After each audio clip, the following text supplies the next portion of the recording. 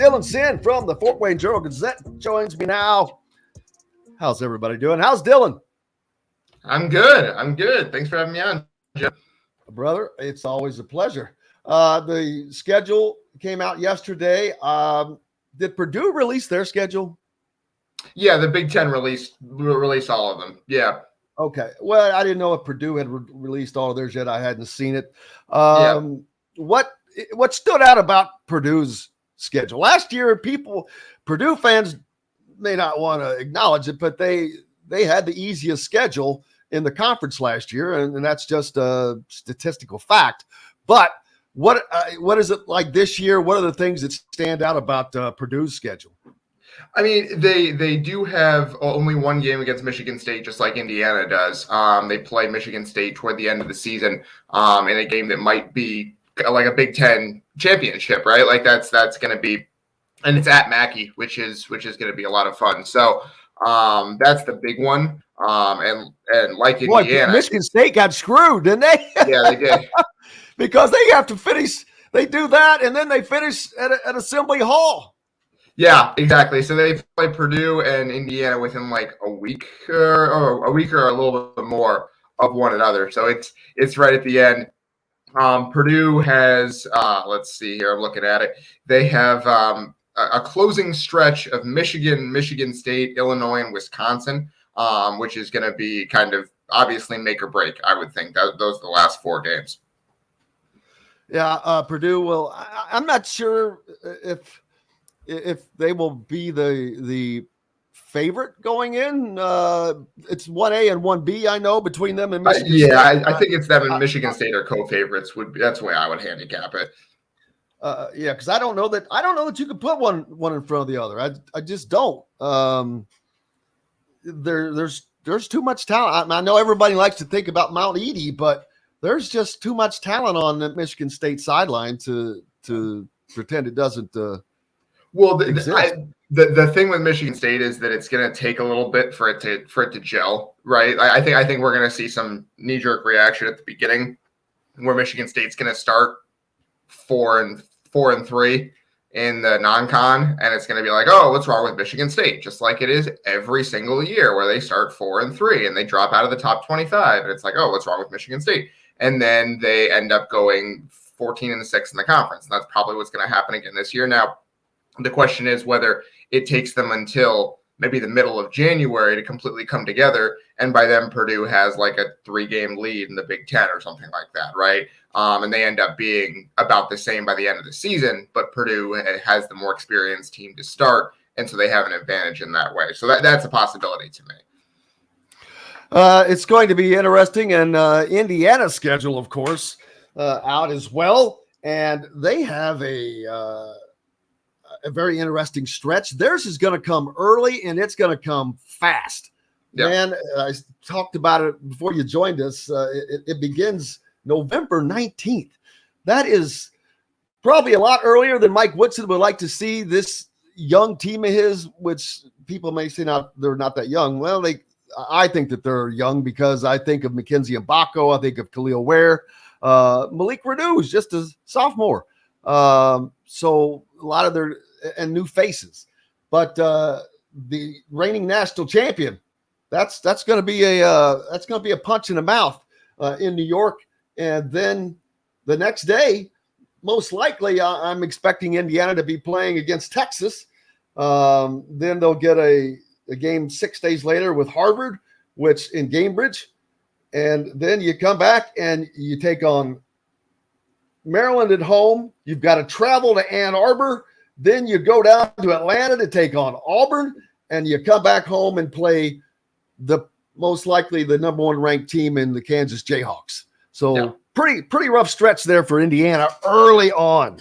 Yeah, I mean, I feel like if you go like 3-3 in that stretch, you're feeling pretty good about the way Indiana's season is going to go. There are some games there where if you just win a couple of them, you're feeling pretty good. The thing with the early Big Ten schedule with Maryland and Michigan is that usually the way the schedule has shaken out for Indiana in recent years is they almost always like those early games are almost always against like the bottom feeders in the conference. Nebraska and Northwestern Indiana has played those teams at the beginning of the season a lot in recent years. So they usually have a chance to either start 2-0 or during the Archie Miller era, take some really bad losses and kind of give you an idea of where the slate is going to go the rest of the year. This year you get Maryland and Michigan. I feel like that is a much more difficult December conference pairing than Indiana has had in quite a while. Someone can feel free to correct me on that. But I mean, they played Iowa last year, so that was part of it. And on the road, that was tough. But Maryland and Michigan, neither of those games is sure, especially with Maryland being at home and Michigan being on the road. I think that's a really good test for Indiana to start the season. You feel like if you split those, you're doing well. And then again, if you split Auburn and Kansas, you're doing well. And you split the games in the Empire Classic, you're doing well. So yeah, like I would say 4-3 in that 7-game stretch. You're feeling pretty good about yourself.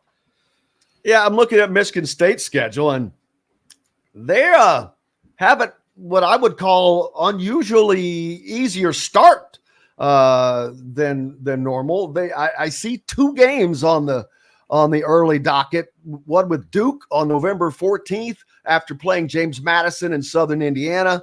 Butler, they're kind of not where they need to be, but and Arizona on the 23rd. Yeah. Other than that, they played Georgia Southern, and then they've got Wisconsin, Nebraska, Baylor, which I'm not sure where Baylor is right now. They've kind of fallen off a little bit. Indiana State, Stony Brook. Yeah, that's a relatively manageable schedule. It is. Maybe Tom Izzo realized there were guys on his team that have not played college basketball and on scheduling 7 ranked teams right at the start of the season, which I mean has worked for them before, right? It's not like that's not a sound method that he's put together, but yeah, it's relatively easier than usual. And so if Michigan State runs through that schedule with maybe 1 loss, you're looking at a team that's probably going to be ranked in the top 5 when you get into Big Ten play. I think he probably figured out, you know what, I can still get these guys to learn and go through this without just getting punched in the mouth every day every day of November. Yeah, exactly. And boy, that team is going to be so good this year. It really is. And I know that Purdue fans are some of them they're not happy that they're kind of being lumped in as the co-favorites after bringing back everyone from a team that won the conference by 3 games. Well, I get that. But you know what? That's what happens when you lose in the NCAA tournament to an average 14 seed 3 straight years. Sure. Yeah, but the Big Ten, what we've learned about is Purdue is built to win the Big Ten, right? Like that's the way their team is built. They're built to win the way the Big Ten is played right now. And that's not particularly conducive to NCAA tournament success. That is why that's why the Big Ten hasn't won an NCAA title in 21 years or 24 years now, is because since 2000, Michigan State, do the math, is because the conference's style of play is not particularly conducive to what you want in the NCAA tournament. The officiating is totally different. And there's just not the high-end wing talent in the Big Ten that there is in the rest of the country. So Purdue is built to win the Big Ten in a way that it's not built to win NCAA tournament games. Now, I am of the opinion that is going to be slightly different this year. Purdue has significantly more athleticism than it did last year. That is something that they have gone out in the offseason and fixed, in my opinion. So maybe it takes Purdue a little bit longer to gel because they're going to be playing a new style, not an entirely new style. They're still going to be Purdue. They're still going to get the ball into Zach Edey on a ton of possessions, but they're going to be playing a little bit of a different style this year. So now that I'm thinking about it, maybe it will take Purdue a little bit longer to gel this year, even though they have all these guys back, because yes, they're going to try to do things a little bit different in an effort to make sure that what happened in the NCAA tournament doesn't happen again. So I really do think it's going to be a fascinating conference race. Yeah, I really don't get. And I know we all hear it. I've said it, but I'm going to stop saying it. The Big Ten style of play and all this, I'm like, okay, then why did they play that way? Why do you not change? Because it gets officiating is then changed your style of officiating. change. Make the changes. Kevin Warren was trying. Kevin Warren was trying to. That was his push at the end of his tenure, was to change how that was done. He said as much at Big Ten Media Days a couple of years ago. But the reason they do that is because they feel like if you play that way, there's going to be a lot of Big Ten teams that make the NCAA tournament. And that is a good thing, is to have a lot of bites of the apple, have a lot of teams in the tournament. But the problem is that when you get all those teams in the tournament, they've beaten each other up for 3 months. And then you end up having 8 of the 9 teams that you get in lose by the end of the first weekend, right? So it hasn't worked. They tried it. They want a lot of bites at the apple, and that hasn't been conducive to winning in the tournament outside of Michigan State, essentially, because Michigan State plays a little bit differently. Mike Woodson, of course, his style of recruiting is definitely not. It's not. No, it's not your dad's Big Ten. It's not Bob Knight's Big Ten. It's not Gene Katie's Big Ten. It's not even Tom Izzo's old Big Ten. No. Mike Woodson is essentially trying to drag Indiana into a different style of play by himself. Like, he is essentially trying to say, I'm going to recruit in such a way that I'm going to, and I doubt this is something that he's thinking about, but maybe it is just because it's something that's going to help Indiana because no one else plays the style Indiana does, but in the Big Ten at least. But basically, he is saying we are going to have enough talent on the wing that it's going to force the rest of the conference to try to figure it out along with us, and that's going to help the entire league. And that's kind of the knock-on effect of Mike Woodson kind of going big in some of these recruiting circles. Now, he has to win some of those battles, right? And he has with Mackenzie Mbako and some other guys, but that's where Mike Woodson has pointed Indiana. And I think it would be good for Indiana if that happened, obviously, but it would also be good for the rest of the Big Ten. Absolutely. It would be great for Indiana, of course. He has put such an emphasis on the wing position, as you mentioned.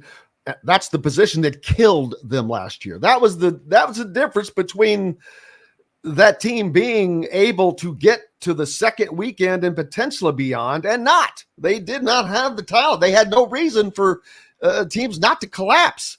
There was no reason to. Now, when you bring in Mackenzie Mbako, and you've got Khalil Ware and Malik Renew and Xavier Johnson, man, that presents a hell of a lot of headaches for people. I'm assuming Mackenzie Mbako is going to be successful. I haven't seen him play in college, but and then now we see that, of course, right now, Liam McNeely, another big time wing waiting in the wings, no pun intended. Absolutely, it was intended.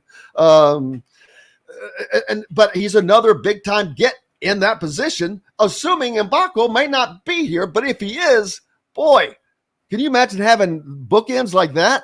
And then the rest of the talent that he has, that he's bringing in, that has come in. So, can Indiana, you talked about getting the talent to gel. Michigan State's probably not nearly in the position that Indiana is, with having 6 new faces that are all going to be expected to be a contributing piece to this team.